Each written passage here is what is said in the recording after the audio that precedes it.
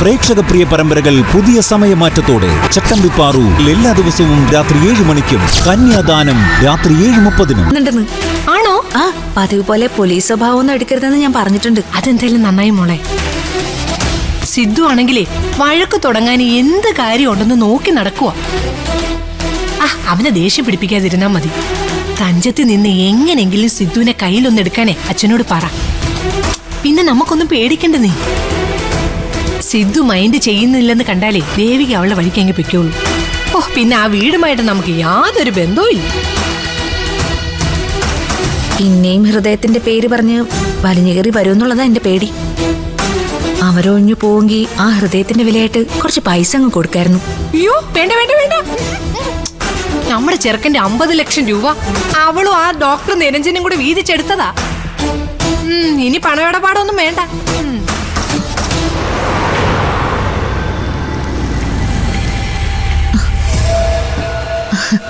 അച്ഛൻ വന്നെന്ന് തോന്നുന്നു. സാറേ ഗുഡ് മോർണിംഗ്. മോർണിംഗ്. ഇരിക്കണം.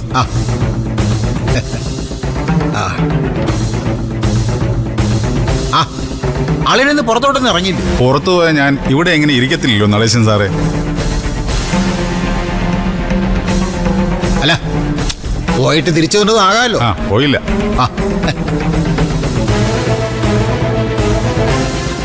അല്ല മരുമോൻ എന്താ ഒന്നും മിണ്ടാതിരിക്കുന്നേ? മോൾ എന്നോട് പറഞ്ഞ് എന്റെ നാക്ക് വലിയ കുഴപ്പമാണ്. അതെന്താണെന്ന് വെച്ചാല് ഒന്നാമത് പോലീസ് ഉദ്യോഗം, നാട്ടുകാരുടെ മേക്കിട്ട് കയറ്റാണല്ലോ പണി.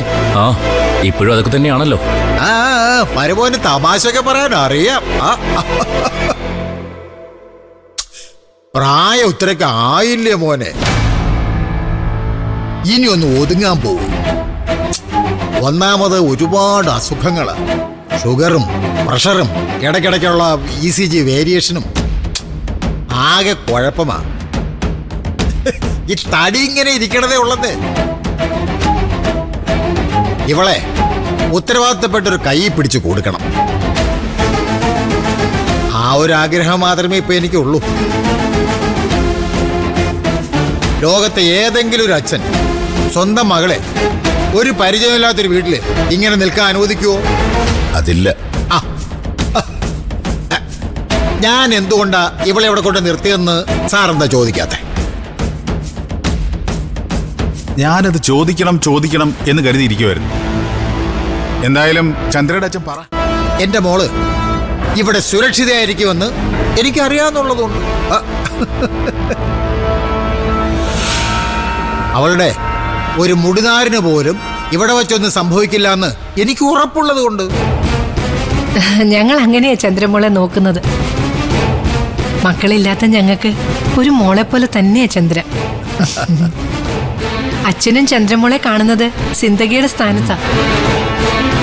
സിദ്ധുവും കൂടെ ചന്ദ്രമോളെ ഒന്ന് അംഗീകരിച്ച് കല്യാണത്തിന് സമ്മതിച്ച എല്ലാവർക്കും സന്തോഷമാവും. എനിക്ക് സമാധാനത്തോടെ കണ്ണടയ്ക്കാം. അച്ഛാ എന്തിനാ വേണ്ടാത്തൊക്കെ പറയുന്നേ?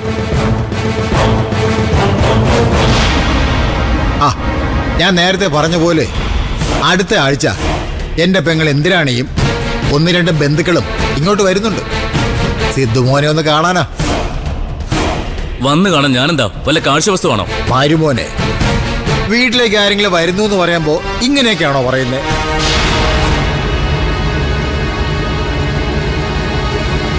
സാരമില്ല, മരുമോന്റെ മനസ്സ് എനിക്ക് മനസ്സിലാവും.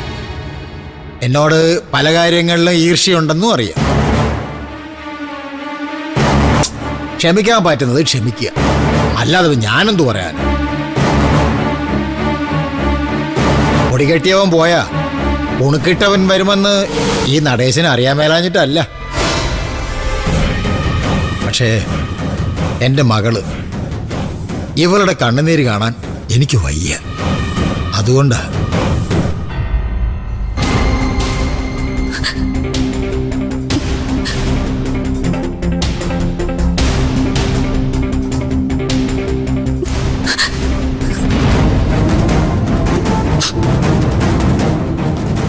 അപ്പൊ ചന്ദ്രമോളിലെ നടേശനച്ഛന് ഇങ്ങനെയൊക്കെ സംസാരിക്കാൻ അറിയാല്ലയോ? പിന്നല്ലാതെ. ഇങ്ങനൊക്കെ സംസാരിച്ച ചിലപ്പോ സിദ്ധുവിനെ നടേശനച്ഛനെ ഇഷ്ടപ്പെട്ടൊന്നു വരും. അങ്ങനെ വന്നാലേ ഞാൻ മുമ്പേ പറഞ്ഞതുപോലെ പിന്നെ നമുക്കൊന്നും പേടിക്കാനില്ല. ഏ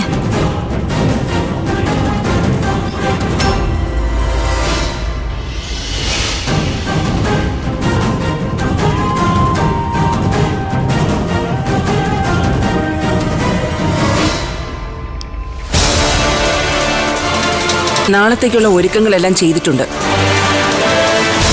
നടേശൻ സാറിന്റെ ഭാഗത്തുനിന്നുള്ള എല്ലാ ഹെൽപ്പും അയാളും ഉറപ്പ് തന്നിട്ടുണ്ട്. എവിടെ വെച്ച് എപ്പോ ദേവികയെ ഹാൻഡ് ഓവർ ചെയ്യുമെന്നുള്ളത് നാളെ പറയും. അവരെ ഒന്ന് വീട്ടിൽ നിന്ന് പുറത്തിറക്കിയാലല്ലേ കാര്യങ്ങൾ നടക്കൂ. അവരൊരുമാതിരി നെല്ലുണക്കാൻ ഇട്ടടുത്ത് കോഴി ചിക്കി ചികഞ്ഞിരിക്കുന്ന പോലെ നിത്യയുടെ അടുത്ത് തന്നെ ചിക്കി ചികഞ്ഞിരിക്കുക. പുറത്തിറക്കി കിട്ടിയാ പിന്നെ ബാക്കി കാര്യം ഞാൻ ഏറ്റു. നിങ്ങൾ ഉണ്ടാക്കും. പൊന്നുമണി എന്ന് പറഞ്ഞൊരു നരുത് പെണ്ണ് നിങ്ങളുടെ മണ്ട അടിച്ചു പിടിച്ചിട്ടല്ലേ പോയത്. അതിന്റെ പാട് ഇതുവരെ മാഞ്ഞിട്ടില്ലല്ലോ. നിങ്ങളെ കൊണ്ട് പറ്റുന്നതേ എൻ്റെ അമ്മയുടെ ബോഡി ഗാർഡ് പണി. അത് കൃത്യമായിട്ട് അങ്ങ് ചെയ്താൽ മതി. ബാക്കി കാര്യങ്ങൾ അമ്മ നോക്കിക്കോളും. പക്ഷേ എങ്ങനെയെങ്കിലും അവളെ വീട്ടിൽ നിന്ന് ഇറക്കിയല്ലടാ പറ്റൂ. അതിനെന്താ വഴി? ഒരു വഴിയുണ്ട്. നടേശനെ കൊണ്ട് ചന്ദ്രലേഖ വഴി ഓപ്പറേറ്റ് ചെയ്യാം. അത് ചെയ്യാം. നീ കാര്യം പറ. നമ്മളെപ്പോലെ തന്നെ ദേവികയുടെ കടുത്ത ശത്രുവാണ് വക്കീൽ സിദ്ധാർത്ഥന്റെ ചേച്ചി പ്രേമ. എങ്ങനെയെങ്കിലും സിദ്ധാർത്ഥ നിന്ന് ദേവിയെ അകറ്റണമെന്ന ചിന്ത മാത്രമേ അവർക്കുള്ളൂ. പ്രേമേച്ചി ഒന്ന് വിളിച്ചിട്ട് കാണണമെന്ന് പറഞ്ഞ ദേവിക സമ്മതിക്കും. വീട്ടിൽ നിന്ന് ഇറങ്ങിയ ഉടൻ നമ്മളങ്ങ് പൊക്കിയാ പോരെ. പക്ഷേ സിദ്ധാർത്ഥൻ അറിയത്തില്ലേ? അവന്റെ ഒരു മോണിറ്ററിംഗ് ഉണ്ടായാൽ?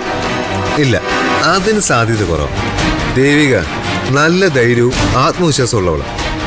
അതേ അളവിൽ തന്നെ അഹങ്കാരമുണ്ട്. അപ്പൊ പ്രേമേച്ചു എന്ന് വിളിച്ച് അപേക്ഷിക്കുന്ന സ്വരത്തിൽ സംസാരിച്ച അവള് വീട്ടിൽ നിന്ന് ഇറങ്ങും. എനിക്കുറപ്പാ. ഐഡിയ കൊള്ളാം. പക്ഷേ നാളെ എവിടെയെങ്കിലും എന്തെങ്കിലും ഒന്ന് പാളിയ നമുക്ക് ക്ലീനായിട്ട് കൈ സാനിറ്റൈസ് ചെയ്ത് അങ്ങ് മാറാം. അതെ.